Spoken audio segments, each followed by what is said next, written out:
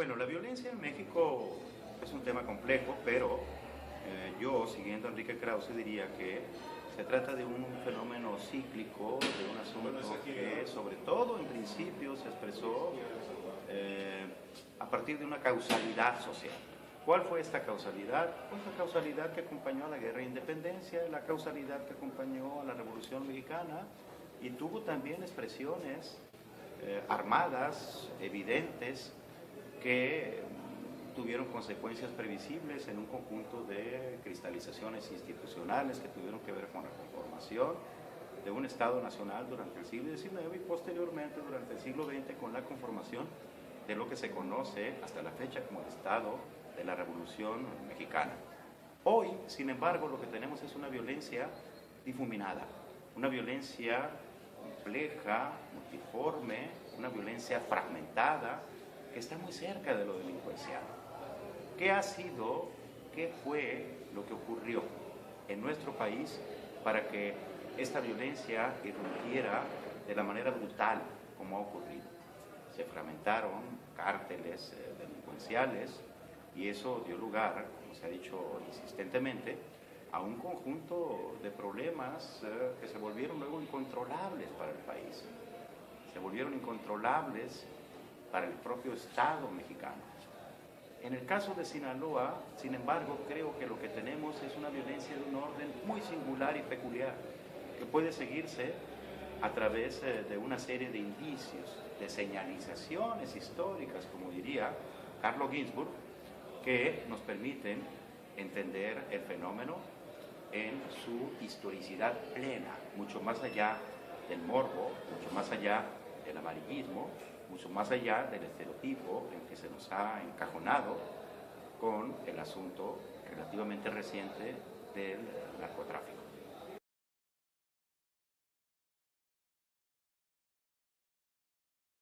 Parto de lo que he llamado una hipótesis metafísica para explicar lo que ha ocurrido en Sinaloa.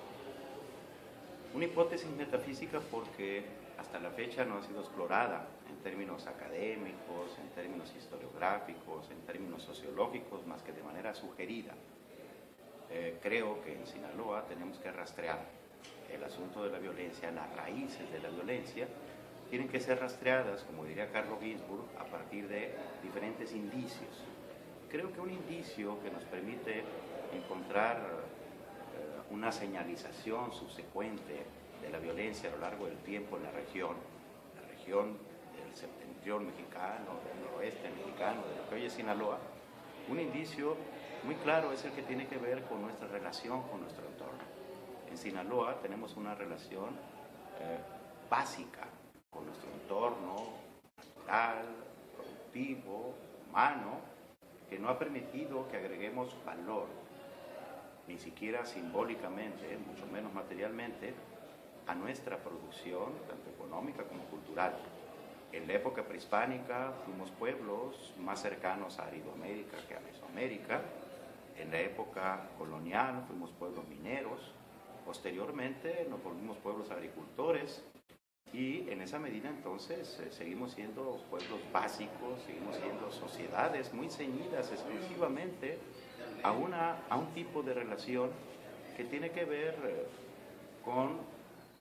la naturaleza, el hombre y la explotación primaria de los bienes. No tenemos un plusproducto cultural ni un plusproducto económico.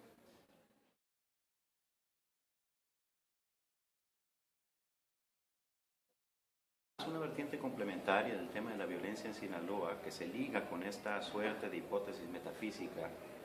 de la que hablaba anteriormente, es la que tiene que ver con nuestra tradición ilegalista. En Sinaloa hemos estado siempre muy cerca del ilegalismo, como en otras regiones del país y efectivamente del mundo. Este ilegalismo se ha expresado, por ejemplo, en los tiempos coloniales, en la venta del producto de la explotación minera a compradores ilegales, piratas, para decirlo con su nombre. Ya en el siglo XIX, nuestros comerciantes mazatlecos se rebelaron contra el poder central expresado o encarnado en el grupo Culiacán justamente porque se les querían cobrar aranceles, impuestos que volvieran legal su venta. Una venta que ellos establecían en buena medida con compradores ilegales que venían de otros lados al puerto. Los propios comerciantes de Culiacán, del centro del estado, que en el siglo XIX fueron durante un buen tiempo hegemónicos, tuvieron siempre una relación muy cercana con compradores ilegales de metales, con gente con la que hacían transacciones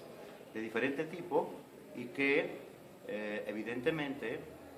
no pasaban por una criba normativa, por una criba contractual, por una criba legal que rendiera o que produjera rendimientos fiscales. Posteriormente vino todo el tema del bandolerismo social, que ya se había manifestado desde la época colonial y que se expresó en personajes como Heraclio Bernal, la propia historia, la propia leyenda, digamos, de Malverde que ha tematizado la dramaturgia Oscar Liera,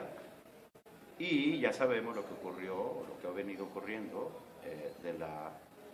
segunda mitad del siglo XX para acá con la irrupción terrible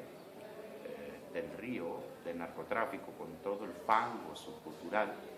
que nos ha dejado en términos de todo lo que tiene que ver con la apócope a la que más se recurre en nuestros tiempos, la narcocultura, el narco junior, el narco vestido, la narcomúsica, etc. Entonces creo que por ahí tenemos otro indicio que se puede rastrear para tener una lectura histórica seria de lo que ha venido ocurriendo en Sinaloa en el tema de la violencia y de la relación de nuestra gente, de la sociedad, de las diferentes actividades que llevamos a cabo y que se vinculan evidentemente con lo violento.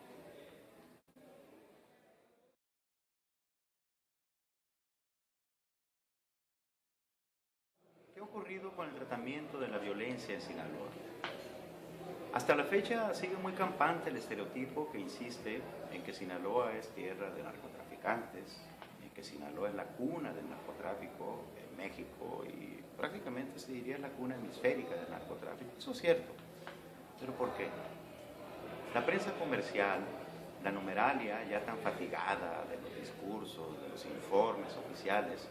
insisten básicamente en la manifestación fenoménica del asunto, es decir, en cómo se expresa, en la nota roja, cuántos periodistas, cuántos reporteros muy acreditados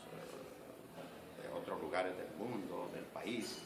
no han estado en Sinaloa para venir a hacer el reportaje sobre Malverde, para venir a hacer el reportaje sobre los panteones y las construcciones ostentosas que en ellos habitan, que ellos hospedan. Pero ¿quién se ha preocupado por trabajar una nueva narrativa acerca de la violencia que se desprende del narcotráfico, que se desprende de una historia, que tiene una raíz, que tiene una causalidad múltiple en nuestro Estado? Creo que es hora ya de hacernos cargo de esta nueva narrativa, de esta nueva hermenéutica que se requiere para estudiar la violencia en Sinaloa desde una perspectiva mucho más productiva, mucho más rica y fecunda. Esa perspectiva tiene que ser la perspectiva multidisciplinaria del antropólogo, del historiador, del sociólogo, del economista, del antropólogo, que conjuntamente, como lo sugería Fernand Braudel en sus tiempos, puedan articular y construir una mirada abarcadora, incluyente, para trabajar una nueva narrativa acerca de la violencia en Sinaloa que vaya más allá de esta leyenda negra que se nos ha indicado y que tiene que ver única y exclusivamente con una de las manifestaciones, la más reciente, la más potente, la más espectacular ciertamente, la más vendible en términos de periodismo y de venta de medios de comunicación, que es la del narcotráfico, pero que no explica de ninguna manera en toda su complejidad este espeso, crudo y complicado problema de la violencia en esta parte del septentrión de México.